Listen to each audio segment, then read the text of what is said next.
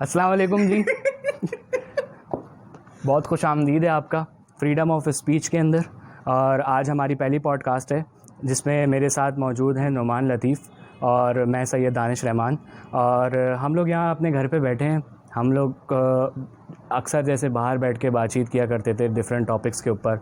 Different जो है आप कोई सा भी जो है हम लोग को एक बहस हमारी शुरू रहती थी किसी भी एक मुद्दे को लेके कि अगर कोई भाई कोई वजह हो रही है, कोई चीज़ है तो कोई एक अगर कोई चीज़ हो रही है तो उसके पीछे वजह क्या है। तो अब हम लोग जो है यही करते थे, तो हमने बोला यार क्यों ना इसके ऊपर जो है वीडियोस बनाई जाएं, क्योंकि जो है हमें लगता था कि शायद ये जो है बहुत इंटरेस्टिंग चीज़ है जो कि और लोगों तक भी जानी चाहिए। तो इसीलिए हमने जो है ये चैनल शुरू किया है। तो मेरे साथ मौजूद है नुमान। अस्सलाम वालेकुम। तो आज जो हम किस टॉपिक पे बात करेंगे, आज का टॉपिक है हमारा एनवायरनमेंट के ऊपर। ये एनवायरनमेंट चेंजेस हो रही हैं और इसका दुनिया में क्या अफेक्ट पड़ रहा है, इसके बारे में कुछ बात करेंगे हम, ठीक है ना। तो यार ये मैंने कुछ दिन पहले जो एक रिपोर्ट देखी थी जो पेरिस में तकरीबन मेरे ख्याल से कुछ सालों में, मेरे ख्याल से हर साल होती है वो, ठीक है, कि हर मुल्क का कोई रिप्रेजेंटेटिव या फिर प्रेसिडेंट या प्राइम मिनिस्टर आते हैं और उनके साथ कोई मीटिंग होती है कि भाई आप आने वाले सालों में अपने मुल्क में क्या तब्दीली ला रहे हैं, क्योंकि एनवायरनमेंट के जो मामला बदल रहे हैं। उन्होंने डेडलाइन दी थी कि 2040 तक हमारे पास टाइम है, ठीक है ना, आपने अपने मुल्क को संभालना है, ठीक है ना। ये फैक्ट्रीज का जो पॉल्यूशंस हैं और व्हीकल्स के पॉल्यूशंस हैं ये आपने कम करना है, ठीक है ना। कम करना है या बेहतर बनाना है या जो भी आपकी काम है वो आपने करना है। तो बहुत से मुल्क आ जाते हैं जहाँ पर इलेक्ट्रॉनिक कार्स का बहुत आम हो गया है। गवर्नमेंट लोगों को ऐसे ही दे रही है, बहुत कम रेट्स में दे रही है, ठीक है। आप जैसे जो चला रहे थे पेट्रोलियम पे वो वापस लेके और बहुत ही कम पैसों में। और वैसे ही एक ऑयल का बहरान चल रहा है पूरी दुनिया के अंदर, तो ये तो बहुत ज़रूरी भी है, ठीक है। ये ऑयल का बहरान भी है और इन्वायरमेंट के लिए बहुत बेहतर है इलेक्ट्रॉनिक चीज़, ठीक है ना। और इलेक्ट्रॉनिक चीज़ बिजली बनाई भी जा रही है तो वो भी एक सोलर के तरीके से, ठीक है, विंड टर्बाइन या सोलर या डैम्स के ज़रिए बनाई जाती है। तो वो तो बिल्कुल पोल्यूशन वाला सीन है ही नहीं। बिल्कुल। और इससे ये है कि अगर आप जो है अपनी चीज़ें ऑयल से हटा के इलेक्ट्रिक अप्लायंसेस और इलेक्ट्रिक मोटर्स के ऊपर अगर आप जो है शिफ्ट कर देते हैं तो आपके इन्वायरमेंटल जो चेंजेस है उसमें बहुत अच्छा जो है बहुत अच्छा एक इफ़ेक्ट आएगा।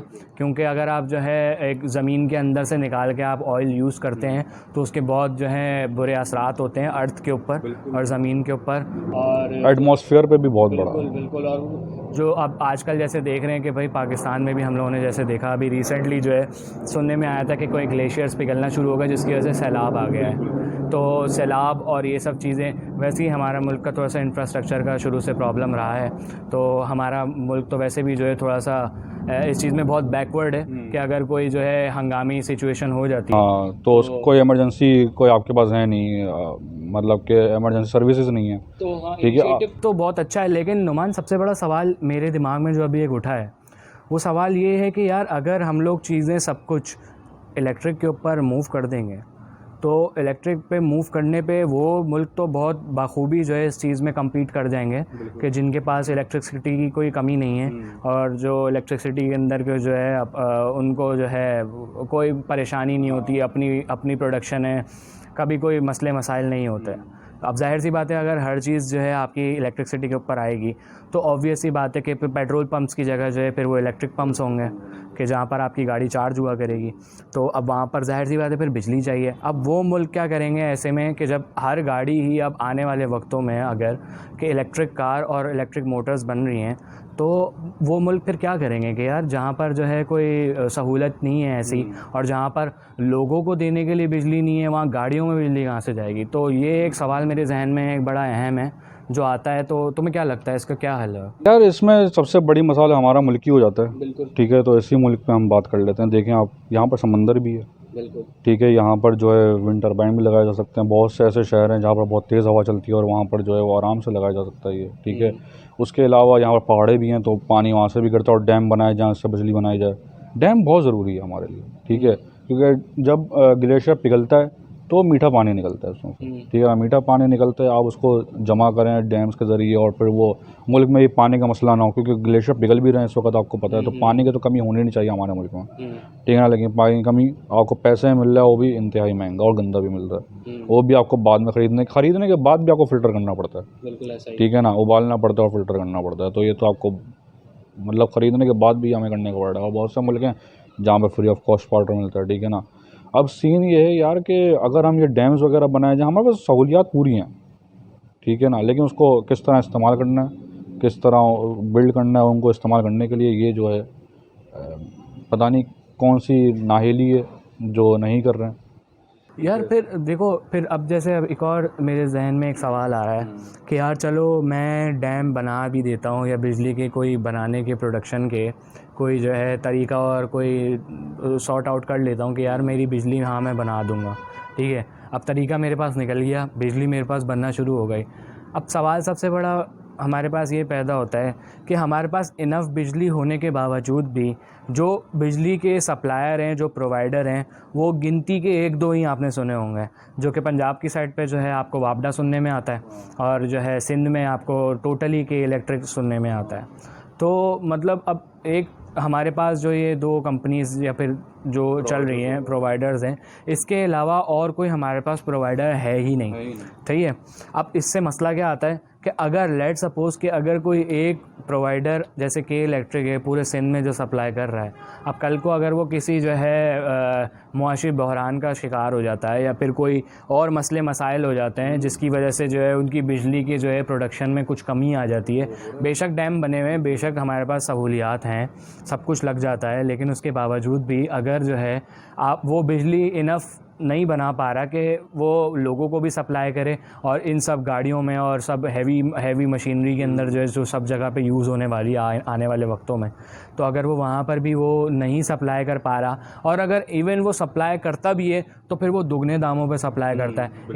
ये बात भी आपको बाखूबी पता है कि आप अभी रिसेंटली अगर आप देख लो तो आपको ये चीज़ दिख रही होगी कि जो है लाइटें कितनी ज़्यादा जो हैं जा रही हैं, इलेक्ट्रिसिटी आए दिन लोड शेडिंग चलती रहती है, तो जिसकी वजह से हो ये रहा है कि हम सोचते हैं कि शायद बिल कम होगा, लेकिन बिल में कोई बिल बिल्कुल वही 10% पहले आ रहा होता, उसमें कमी नहीं आती, उसमें कमी नहीं आती, उसमें कमी नहीं आती, तो बिल कम नहीं हो रहा है। तो मतलब अगर बिजली इतनी ही महंगी रहेगी, अभी मेरे ख्याल में शायद 28 या 29 रुपये का एक यूनिट चल रहा है, तो अगर इतनी महंगी बिजली होगी तो इलेक्ट्रिक कार्स और इलेक्ट्रिक मोटर्स होने का कोई फ़ायदा तो नहीं है। वही बात है ना, जब तक वो हम जैसे मैं बोल रहा हूँ चीज़ें बिल्ड जब तक नहीं होंगी, ठीक है ना। अब वो जो बिजली बनाई जा रही है वो महंगा एक खर्चा है, ठीक है ना। तो फिर वो ज़ाहिर है उससे फिर सारी महंगाई होगी, उससे फिर यूनिट भी महंगे होंगे, फिर ये तो फिर डिमांड और सप्लाई वाली चीज़ में चले गए ना हम लोग। ये भी बात है। देखो आप कहीं भी मार्केट में जाते हो आप, ठीक है, आप देखते हो यार आपने गोश्त की दुकान खोली हुई है, मुर्गी के गोश्त की दुकान खोली हुई है, ठीक है, आपका कंपेटिटर एक और बराबर में खुल जाता है, ठीक है, आप पहले बेच रहे 200 रुपये की, अब बराबर वाला आगे 180 रुपये की बेच रहा है, ठीक है ना। तो आप फिर उससे कम करने की कोशिश करोगे, कंपेटिटर आया था तो ये होता है, लेकिन हमारे मुल्क में ही नहीं कंपेटिटर। अब यही तो एक मसला है ना कि अगर जैसे 2 कंपनीज़ होती हैं तो क्या होता है कि अगर कोई एक प्राइस कम करती है तो दूसरी भी कोशिश करती है कि उसको कम्पीट करने के लिए कम से कम या कोई ना कुछ पैकेजेस लाए, या पैसे भी कम होते हैं, सर्विस से भी बेहतर की जाती हैं कि भाई उससे हम अच्छी सर्विस, और एक दूसरे से सीखने का भी बहुत मौका मिलता है। अगर कोई एक नया इनोवेटिव आइडिया लाता है तो दूसरा भी उसके बारे में सोचता है कि हाँ यार अगर ये ऐसे सस्ती बिजली बना सकता है तो मैं क्यों नहीं बना सकता, या मैं कोई और आइडिया क्यों नहीं सोच सकता। तो अगर एक बिजली बनाने का अगर एक तरीका बरसों से चलता आ रहा है, और एक अगर वही एक आपने जो है रूल ऑफ थंब बनाया हुआ है कि आप उसी को लेके चलते रहेंगे, भाई पत्थर की लकीर हो गई, अब यहाँ से हिलेंगे नहीं, हम ऐसे ही बनाएंगे बिजली, तो मतलब ज़रूरी नहीं है कि वो हर दौर में जाके वो आपको जो है फ़ायदेमंद ही साबित हो।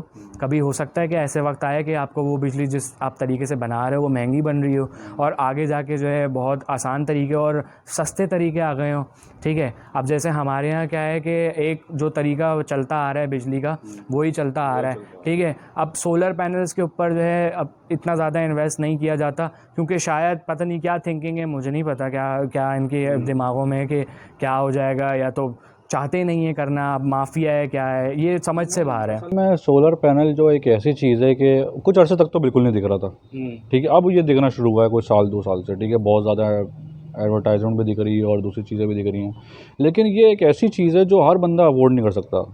ठीक है ना, हर बंदा जो है वो अपने घर पे 2 लाख 3 लाख रुपए अचानक से खर्च नहीं करता। और फिर सबके पास जगह भी नहीं है, ठीक है, हर किसी का क्योंकि वो उसकी प्लेटों की ज़रूरत होती है और बैटरी वगैरह लगाने का, और बहुत बड़ा एक आपको सेटअप जगह चाहिए होती है बाकायदा एक पूरी। तो वो एक मुश्किल सीन है, एक मुश्किल चक्कर है, क्योंकि अगर आपके पास जगह नहीं है तो आप जो हैं फिर उसको नहीं कर सकते। फ्लैटों में तो बहुत मुश्किल है, बहुत मुश्किल है। लोग कर रहे हैं, ठीक है, फ्लैटों में तो बहुत मुश्किल है। हाँ, जिनके अपार्टमेंट्स हैं वो तो बिल्कुल नहीं कर सकते, जिनके अपने घर हैं और अपनी छतें अपनी जो है, वो फिर भी लोग अब शुरू कर रहे हैं, लेकिन वो फिर भी बड़ी इन्वेस्टमेंट है। हर कोई बंदा उस पर जो है वो, इतनी लोगों को अभी इस वक्त पाकिस्तान में जो है वो समझ नहीं है, ठीक है, कि किस तरह काम करती है, इसका क्या सीन है। अब जो कह रहे हैं लोग वो इस तरह कह रहे हैं कि भाई आप सोलर पैनल लगाएंगे अपने घर में, ठीक है, आपके घर को तो पूरा करेगा कि इलेक्ट्रिक का बिल नहीं आएगा आपके घर में। अच्छा, ठीक है ना, ऐसा सीन है। एक तो बिल नहीं आएगा, ऊपर से आपको पैसा देगी गवर्नमेंट। और ऐसा क्यों है? क्योंकि यूनिट आपके अगर बच रहे हैं, ठीक है ना, अगर आपके फ़र्ज़ कर लो आपके यूनिट जितने हो रहे हैं उससे ज़्यादा वो सोलर पैनल जनरेट कर रहा है, तो यूनिट ज़ाया नहीं करते वो, ठीक है, वो यूनिट कहीं और लगा देंगे। तो वो आपसे वो यूनिट बेसिकली आप कहना चाह रहे हो कि वो परचेज़ कर लेंगे? कर लेते हैं, ठीक है, इतनी यूसेज आपकी परचेज कर ले। तो वो आपको पे किस तरह करते हैं, कुछ इसका पता है? ये मुझे इतना ज़्यादा नहीं पता, लेकिन जहाँ तक मैंने सुना है कि ऐसा होता है, ठीक है। आपका यहाँ तक कि इलेक्ट्रिक का जो मीटर है वो भी हटा दिया जाता है। अच्छा, हाँ, इतना मैंने तो यही सुना है। ज़बरदस्त यार। तो मतलब अगर लोग सोलर की तरफ ही शिफ्ट हो जाएं, लेकिन फिर वही वाली बात है ना कि हर कोई नहीं हो सकता, अफोर्ड नहीं कर सकता और किसी के पास जगह नहीं है। जगह भी नहीं है। और जब से जो है सोलर प्लेट्स की और इन सब चीज़ों की डिमांड हुई है, तो फिर वही डिमांड सप्लाई फिर आ गया इसके अंदर कि जो है वो चीज़ें महंगी हो जाएंगी। अब से हर कोई अगर सोलर लगवाने लग जाएगा अपने घर में, तो ऑब्वियस सी बात है वो ऑलरेडी अभी इतना महंगा कि अब हर कोई अफोर्ड नहीं कर सकता, ठीक है ना। अगर और डिमांड बढ़ जाएगी तो वो यही करेंगे कि भाई डिमांड ज़्यादा है, शॉर्टेज है, तो इस वजह से प्राइसेस हाई हो गई हैं।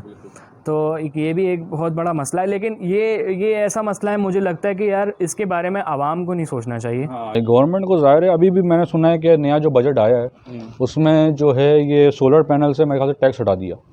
अच्छा, ऐसा है? मैंने ये सुना कि टैक्स हटा दिया। अच्छा, अगर ऐसा है तो बहुत अच्छा ज़बरदस्त इनिशिएटिव है। नहीं, ठीक है ना।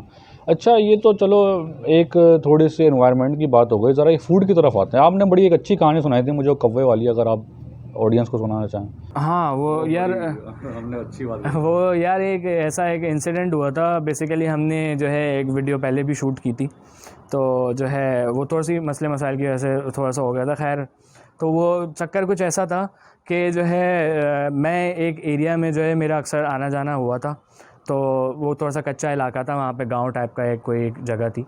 तो कराची के अंदर ही थी ना वो? बिल्कुल कराची के अंदर ही थी। तो थोड़ा सा ऐसा लगता था जैसे आप, हाँ, कच्ची आबादी, जैसा लगता था आप गांव में आ गए, क्योंकि आप वहाँ जाते तो आपको फील ही ऐसी आ रही होती थी कि जैसे आप किसी गांव में हो, इलाके में, एरिया में। पूरी आपके जो है वो भैंस के बाड़ों जैसी एक स्मेल जो है फैली हुई होती है, वो उस टाइप की जो एक स्मेल फैली हुई होती थी। तो हुआ ये था कि बेसिकली मैं जब वहाँ से गुजर रहा था तो एक कचरा कुंडी टाइप की एक जगह थी, तो वहाँ पर मैंने एक दिन जो है एक बड़ी सी काली भैंस को, लाश मैंने उसकी जो है पड़ी हुई देखी। अच्छा, मुझे समझ में नहीं आया कि यार मतलब अगर एक भैंस मर गई है या कुछ हो गया है तो यार एक तरीका होता है यार, चलो आप ऐसा तो नहीं कि आप उठा के उसको कचरे में फेंक दो, दफना दो या कुछ कर दो, कुछ तरीका। या अगर आपको लग रहा है कि भाई ये इसका इंतकाल होने वाला है, तो आप उसको ज़िबा भी कर सकते हो ना, ज़िबा भी कर सकते हो आप उसको। तो आप सबसे पहला सवाल तो ये पैदा हुआ कि मेरे जहन में कि यार इसको ज़िबा क्यों नहीं किया और इसको ऐसे फेंक क्यों दिया। ठीक है। अच्छा, ये क्या, ये क्या बहुत पुरानी बात है या ये जो अभी जो जैसे गाय में हम सुन रहे थे बीमारी आई हुई है, क्या ये उस वक्त की बात है या पहले की बात है? यार ये उससे थोड़े पहले की है, थोड़े से उससे पहले की है। मतलब वो बीमारी तोड़ नहीं सकती पर गाय? नहीं, वो बीमारी बिल्कुल नहीं थी। अब हुआ ये था कि जब मैं वहाँ से गुजर रहा था और मैंने उसको देखा, तो मतलब उसके जो ना जैसे पीठ की जगह पे एक ज़ख़म टाइप का हुआ था। और कौवे और ये जो चीले वगैरह होती हैं, ये बैठे हुए थे उसकी बॉडी के ऊपर और उसको नोच के खा रहे थे। तो बहुत रश लगा हुआ था परिंदों का, सारे बैठे हुए, तो वो सब जैसे जो है खा रहे हैं वो उसको। खैर, अब ज़्यादातर ख़ास तौर पे वहाँ थे कौवे जो उसके जो है गोश्त को खा रहे थे। तो मेरे जहन में ऐसी ही बात आई, मैंने बोला यार इसको ज़िबा क्यों नहीं किया, ऐसे फेंक क्यों दिया, या इलाज क्यों नहीं करवाया इसका, फेंक दिया और एक टाइम तक इससे दूध फेंकना निकाला तो कोई होगा। तरीका ही नहीं है। हाँ बिल्कुल। तो अब एक आपने इतने टाइम तक उससे एक फ़ायदा लिया, उससे दूध निकाला है, तो आप ख्याल भी रखते हो, आप उसका जो है जाहिर सी बात है। देख रेख करते हो। अगर कोई होता है तो आप वेट को बुलाते हो और जो उसको दिखाते हो कि भाई अगर कोई डॉक्टर वॉक्टर जो उसका कोई होता है, वेट होता है जैसे, तो वो आके चेक करे कि भाई क्या मामला है, क्या मसला है। नहीं दिखाया उसको, ऐसे मरने के लिए छोड़ दिया या तो मरने के बाद फेंक दी। तो भाई हुआ ये कि नेक्स्ट डे जब मैं वहाँ पर गया तो यार उसी इलाके से फिर से मेरा गुज़र हुआ और उस इलाके के सारे कौवों को मैंने देखा कि वो सब के सब गंजे हो चुके थे, गंजे हो चुके थे बिल्कुल, जैसे पर उनके उड़ चुके थे। अब भाई देख के फिर बाद में जब ऐसे पूछा लोगों से कि यार ये क्या हो रहा है, तो उन्होंने बताया यार ये जो इन्होंने गोश्त खाया था ना, ये उस भैंस का खाया था कि जिसको एक टाइम तक जो है इंजेक्शन लगाया गया इसलिए कि वो ज़्यादा दूध दे, ठीक है, मतलब लालच में कि ये दूध प्रोडक्शन ज़्यादा हो। बिल्कुल बिल्कुल हाँ, वो तो वो इंजेक्शन लगा के जो दूध निकालते हैं भैंसों से, तो वो इंजेक्शन उसमें इतना ज़्यादा लगा दिया गया था, इतना ज़्यादा लगा दिया गया था कि वो मरते वक्त पे, जैसे मैं कह रहा हूँ कि मेरे जहन में यही आया था कि यार इसको ज़िबा करके इसका गोश्त खा सकते थे, तो नहीं भाई, वो उसमें इतना ज़्यादा इंजेक्शन लगा चुके थे कि उसका गोश्त खाने लायक कुछ होता ही नहीं, कुछ बचता ही नहीं उसके अंदर। वो खुद खाते भी तो वो खुद भी गंजे हो जाते, वो खुद भी गंजे हो चुके होते, और गंजे बल्कि इवन सर से क्या गंजे, पूरी बॉडी से गंजे हो चुके होते, वो जगह जगह से पैचेस निकल चुके होते उनके। मुझे तो लगता है इस टाइप की कोई नई टाइप की कोई बीमारी हो गई थी उनको अभी, वैसे ही जैसे करो। प्रोडक्शन होता है हर चीज़ का भाई, बिल्कुल बिल्कुल। आप केमिकल चीज़ें आप इनहेल करोगे और यही होगा। अब वो तुम ये सोचो यार, उसको मतलब उसकी क्या हालत हुई है कि उसको खाने वाला भी जो है वो ये गंजे होगा। बताओ, परिंदों के ऊपर ये जो है असर हो गया, जबकि परिंदों का तुम्हें पता है कि वो तो उनका मेटाबॉलिज्म कैसा होता है, वो तो मतलब गंदा पानी भी ऐसा होता है, वो नहा रहे होते हैं, घूम फिर रहे होते हैं हर जगह, हर तरह का कचरा वचरा हर चीज़ में बैठ जाते हैं। तो यार अल्लाह ने उनके अंदर मेटाबॉलिज्म ऐसा रखा होता है कि यार उनको कुछ नहीं होता आसानी से। अब आप ये सोचो कि वो एक गाय का गोश्त खाने के बाद इतनी हालत उनकी ख़राब हो गई कि यार सब गंजे हो चुके हैं इलाके में। तो इंसानों का क्या हाल हो रहा होगा, फिर देखो हम आप। क्या पी रहे हैं हम यार? यही पी रहे हैं और क्या पी रहे हैं। क्या है वो जो हम ये रोज वो जहर है, इतना महंगा लेकर आ जाते हैं और हम सोचते हैं कि यार इसमें जो है कुछ ताजगी होगी, कोई बहुत प्रोटीन है, प्रोटीन इसमें और होगा, जो है कैल्शियम होगा, दूध पी लो भाई। बच्चों को रातों में जो है हम सोने से पहले दूध दे रहे हैं हाँ कि भाई ये जो है बड़ी ताकत आएगी। हाँ, ग्रोथ होगी बच्चों की अच्छी हो। क्या है, कचरा है। इलाके के जो है वो परिंदे गंजे हो रहे हैं उसको खा के, उसके बेचारे के गोश्त को खा के। और हम ये सोचें कि हमें ग्रोथ होगी, ये तो हो ही नहीं सकता। तो यार मामलात जो है कुछ ऐसा ही है कि मतलब आप जो खा पी रहे हो उस पर जो है ना एतबार करना बहुत मुश्किल है, बहुत मुश्किल है। आए दिन लाहौर में सुनते रहते हैं कि गधे का गोश्त ऐसा आम हुआ हुआ है कि मतलब बेचारों का नाम ही कुछ अभी आपने कोई खोते खोते से उनको जो है वो टॉन्ट किया जाता है बाकायदा। अभी कल ही आपने खबर भी सुनाई थी, कराची का एक बहुत बड़ा रेस्टोरेंट, वहाँ पर भी कुछ। कराची में भी भाई, मैं नाम तो नहीं लूँगा, खैर तो बहुत मशहूर है। खैर शाह फैसल पे भी एक ब्रांच है, जो समझने वाले समझ जाएंगे। जो है शाह फैसल पे एक बहुत बड़ी ब्रांच है उसकी, बहुत नामी गिरामी जो है वो रेस्टोरेंट है भाई। रिसेंटली जो है मेरे पास एक न्यूज़ एक जो है आई थी किसी चैनल के थ्रू, तो उसमें ये था कि भाई इस पर्टिकुलर रेस्टोरेंट से जो है खोते का नहीं, कुत्ते का गोश्त मिला है। कुत्ते का गोश्त मिला है, उससे भी खतरनाक चीज़ आ गई है तो। मतलब लिमिट्स क्रॉस है ना। अब मतलब उनकी फ्रिज खोला गया है तो उसके अंदर कुत्ते का गोश्त है और कह रहे हैं कि वो कुत्ते का गोश्त चपली कबाब में यूज़ हो रहा था। और कहते हुए अच्छा नहीं लग रहा, लेकिन एक मरतबा हमने भी खाया है। मैं तो ज़्यादा खाया है, मैं तो बहुत बार खाया। अब मुझे नहीं पता कि यार क्या था वो। मतलब आप यार देखो, गोश्त तो गोश्त है, आप उसमें मसाले मार चाह रहे हैं हमारा मेटाबॉलिज्म भी जो है ना वो उनकी तरह हो जाए, कौवों की तरह गटरा में बैठ रहे कुछ भी कर रहे। यही लग रहा है, मतलब ये तो यही चाह रहे हैं। ये कोरोना भी टकरा के भाग गया, ऐसा मेटाबॉलिज्म बना रहे हैं हमारा, ठीक है ना। तो सुनने में आया था कि रेस्टोरेंट को शायद सील करा है, नहीं क्या मुझे कंफर्म नहीं है।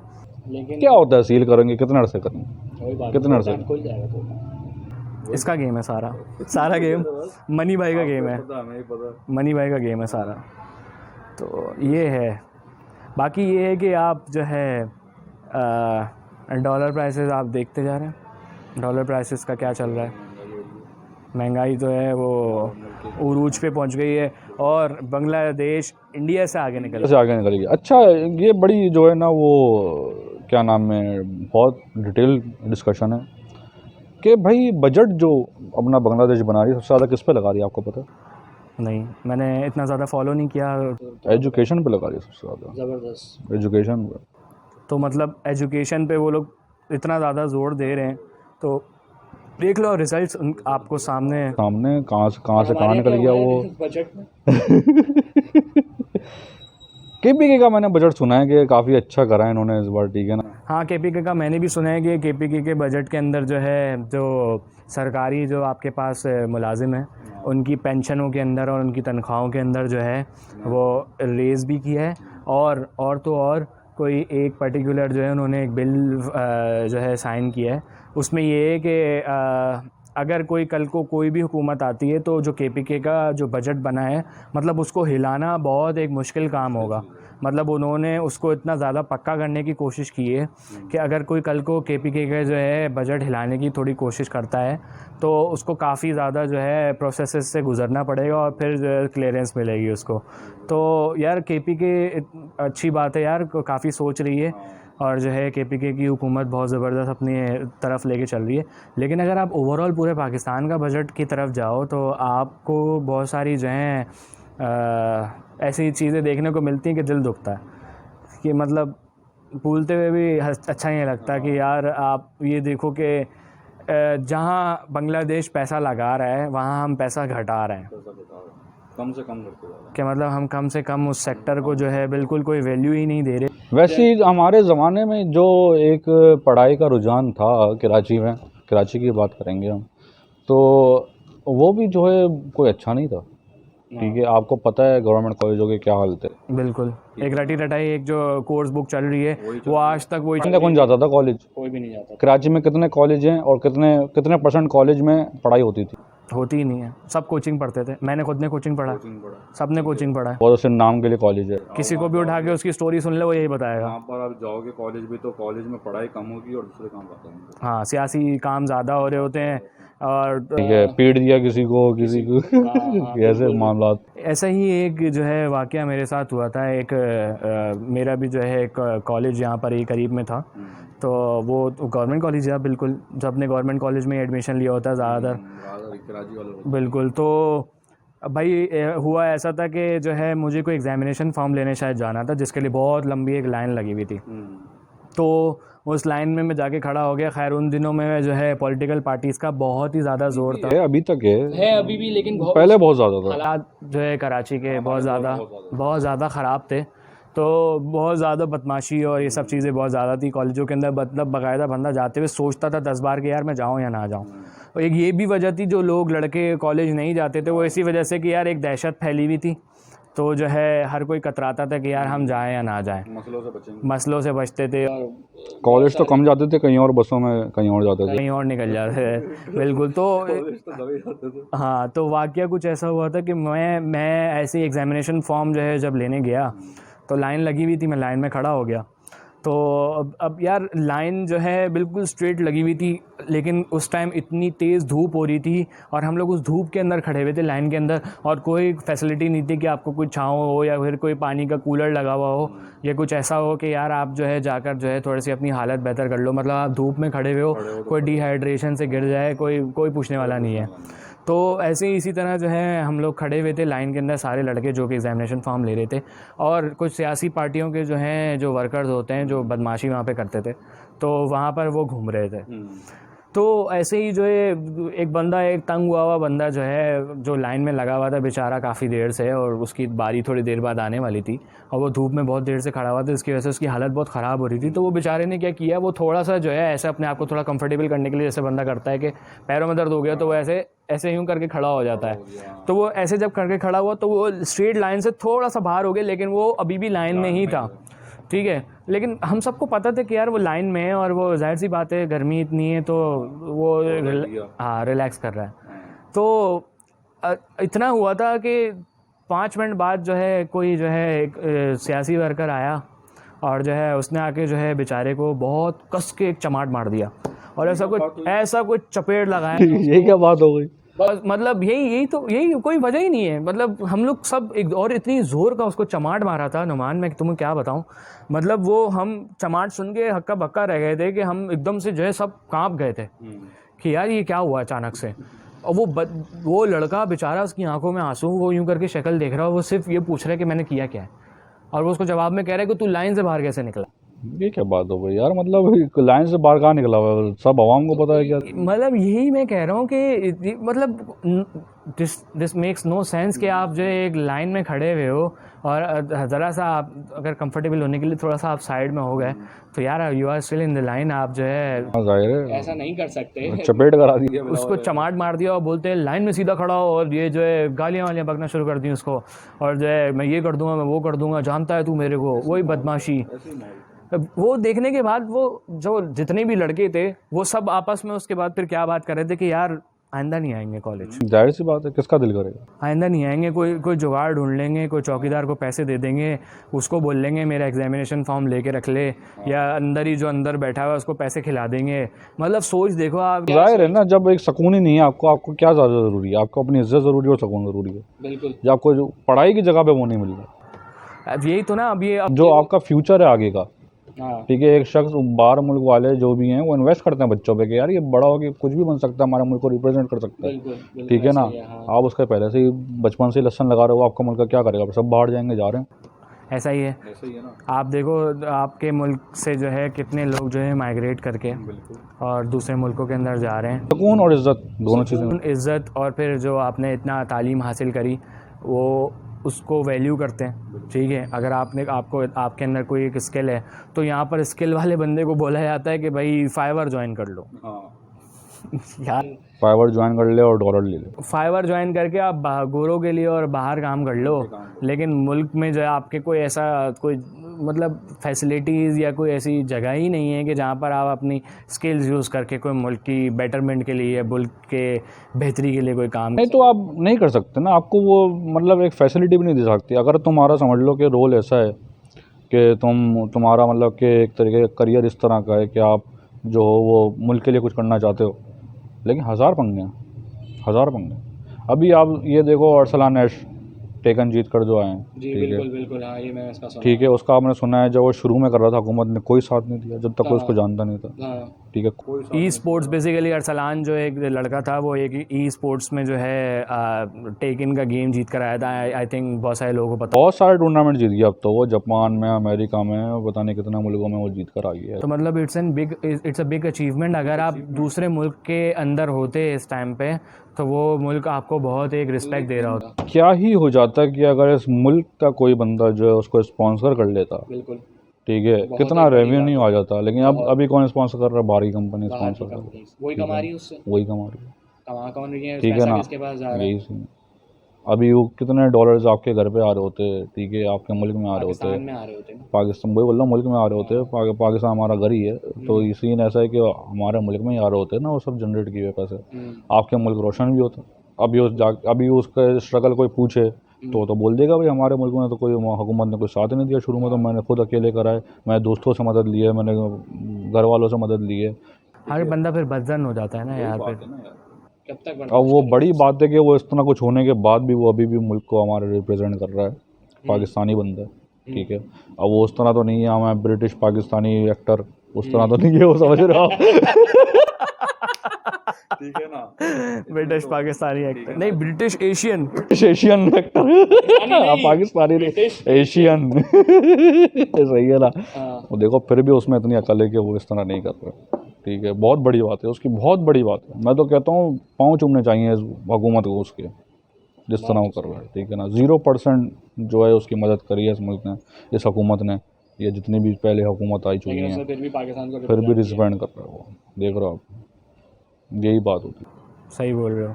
तो अगर कोई यहाँ से कोई सपोर्ट कर देता थोड़ा सा उसको, कोई जो है बैक फुट पे कोई बंदा खड़ा होता उसके, तो यार एक बहुत सपोर्ट मिल जाती है, और ख़ास तौर से अगर अपने मुल्क से मिलती तो अब देखो आप, ये तो एक मिसाल है कि चलो उसके दोस्तों ने या उसके घर वालों ने उसकी मदद कर दी।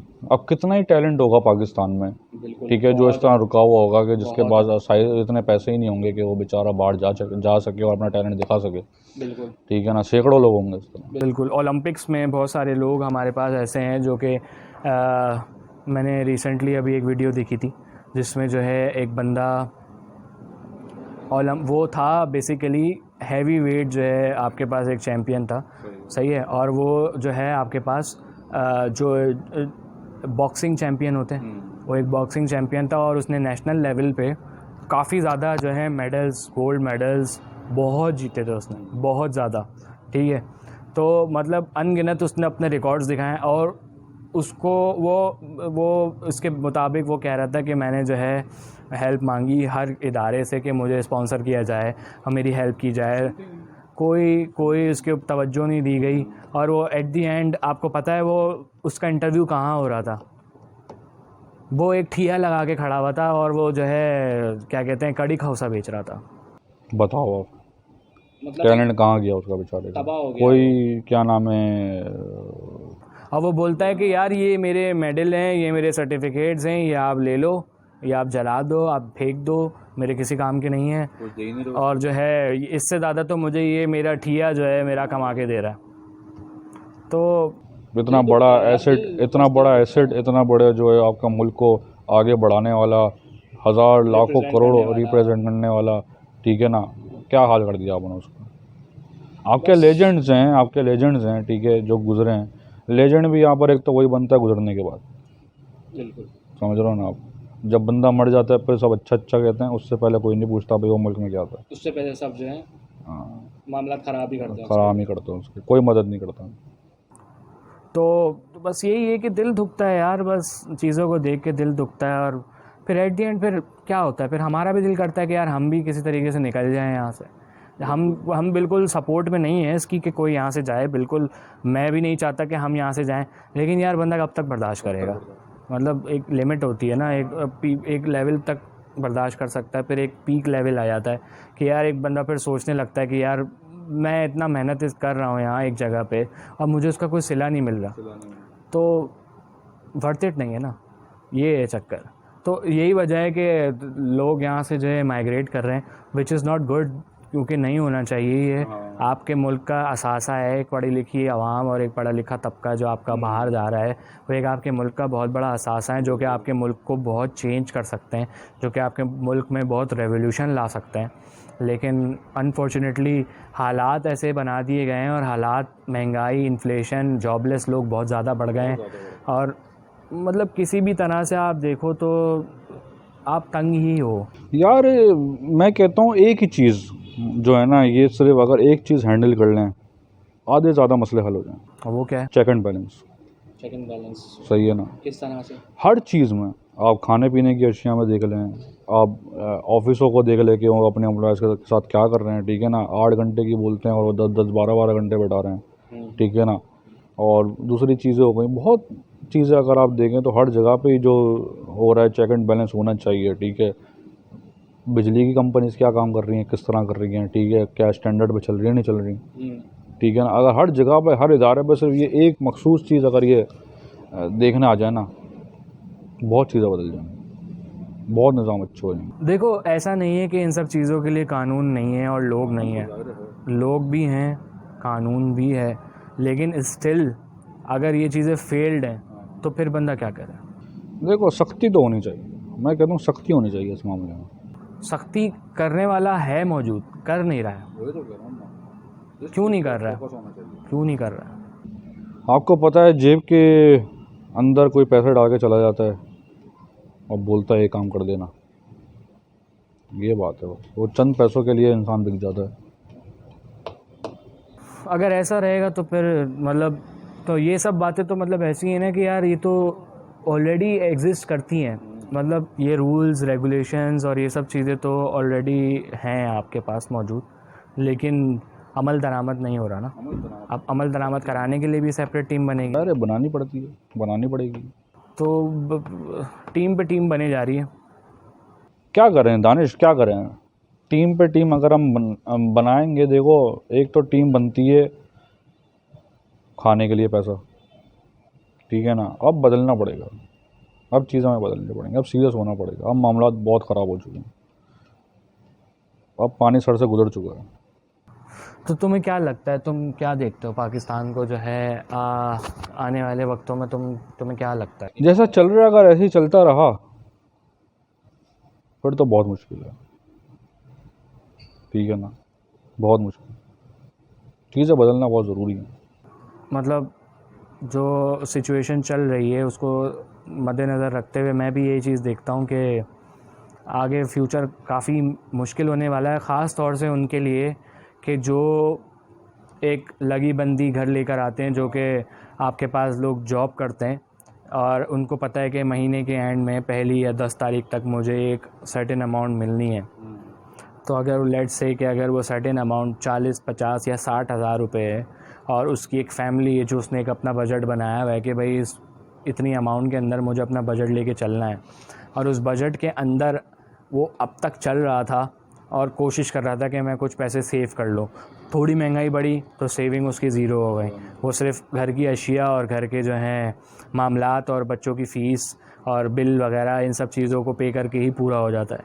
अब अगर आप मज़ीद महंगाई की तरफ जाते हैं तो देखो महंगाई में होगा ये कि यार देखो जो बिज़नेस वाला बंदा होगा, जिसका अपना कारोबार होगा, वो क्या करेगा कि यार अगर मेरी कोई दुकान है या मेरा कोई फ़ास्ट फूड का एक रेस्टोरेंट है, तो अगर मेरा रेस्टोरेंट होगा, अशिया अगर महंगी होंगी, चीज़ें अगर महंगी होंगी, रॉ मटेरियल मेरा महंगा हो जाएगा, ऑब्वियसली मैं अपनी प्राइसेस भी बढ़ा दूँगा।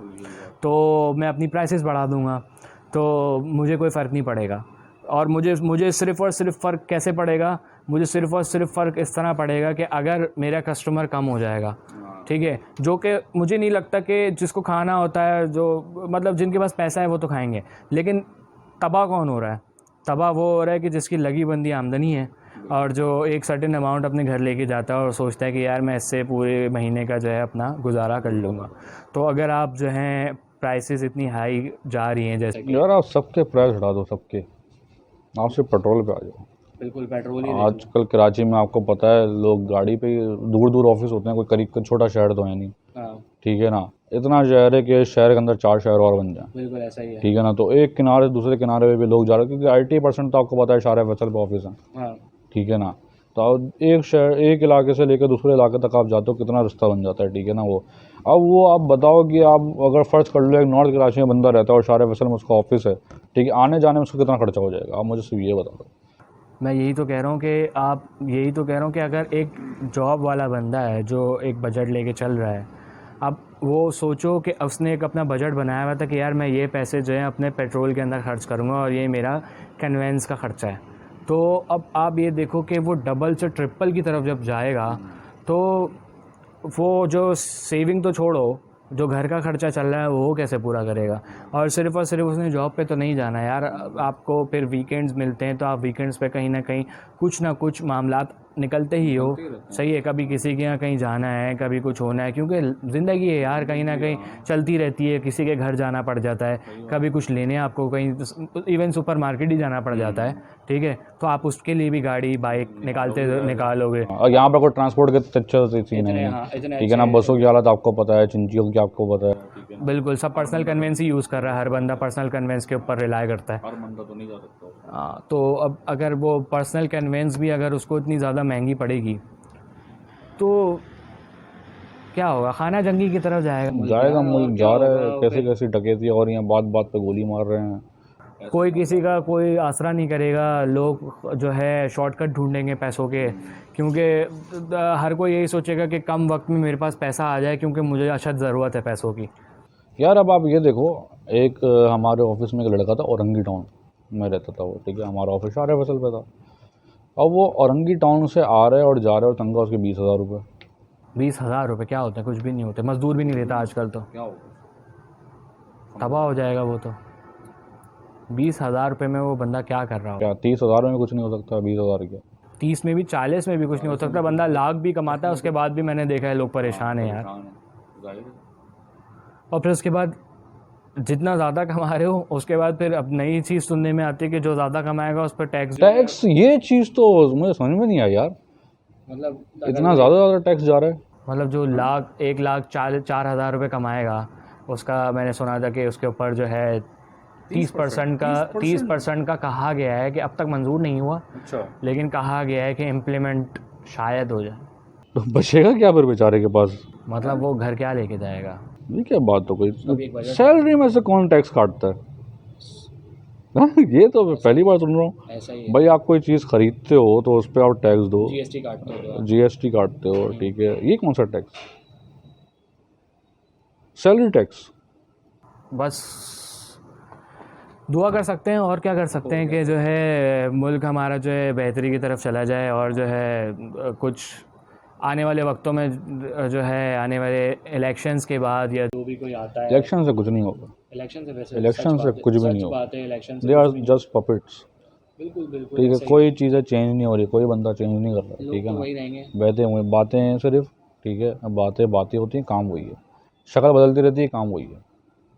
अल्लाह से दुआ ही कर सकते हैं और क्या कर सकते हैं नुमान, और तो बस अल्लाह से दुआ कर सकते हैं कि यार जो भी आए बस अल्लाह उसको हिदायत दे, और जो है जो जैसी सियासत चलती है वो सियासत से बाहर निकल के मुल्क का सोचे और मुल्क की बेहतरी के लिए जो है काम करे। देखो यार, अभी वो करप्शन से कितना कमा लेंगे, ठीक है। अगर वही चीज़ बेहतर हर डिपार्टमेंट को करें तो उससे 10 गुना ज़्यादा कमा सकते हैं। बिल्कुल समझ रहे हो? उनको एक एक बंदा इतना पैसा लाकर दे सकता है बाहर मुल्क से रिप्रेजेंट करके अपने मुल्क को, कि वो उससे पूरा हो जाएगा उनका जितने अभी कमीशन में कमा के खुश हो रहे हैं, सही बोल रहे हो। ठीक है ना। करप्शन में कमा के, सॉरी कमीशन बोल रहा हूँ मैं, करप्शन में कमा के जो है वो कमा रहे हैं। ये छोटी सोच है ना, ये थोड़ा सा मतलब क्या कहते हैं उसको, कि आप पौधे को पानी दोगे तो दरख्त बनेगा ना। बिल्कुल ये पौधे उखाड़ लेते हैं, इनको जल्दी चाहिए सब कुछ। पौधे उखाड़ लेते हैं। वो बाद में सोचते ही नहीं है यार ये कितना बड़ा बन के क्या कुछ देगा वो छोटी सोच है। चलें फिर आप वाइंड अप करते हैं उसको। चले, आज लंबी बहुत ज़्यादा बात हो गई, और बस दुआ है अल्लाह से कि जो है इस मुल्क के जो है जो हुक्मरान हैं अल्लाह उनको हिदायत दे, और जो है वो कुछ मुल्क की बेहतरी के लिए काम करें, मुल्क में इंडस्ट्रियाँ लगाएं। ख़ास तौर से बहुत अशद ज़रूरत है मुल्क में इंडस्ट्रीज़ लगने की। इंडस्ट्रीज़ लगेंगी, कुछ बाहर बेचा जाएगा तो ही मुल्क में रेवेन्यू आएगा, नहीं तो बहुत मुश्किल है। अच्छा, बेचने वाली चीज़ भी बड़ी मुझे याद आ गई कि भाई पाकिस्तान में इतना बेचते हो आप, उसके बाद उससे ज़्यादा ख़रीदना पड़ता है, क्योंकि आपकी अपनी तो कुछ है ही नहीं ना। कंजप्शन पूरी नहीं होती, आप बाहर दे देते हो सारा। बिल्कुल बिल्कुल बिल्कुल। बस इसी के साथ हम लोग जो है यहाँ का जो है आज का जो है एपिसोड हम लोग रैप अप करते हैं, और इसी तरह जो है हम लोग एपिसोड्स बनाते रहेंगे।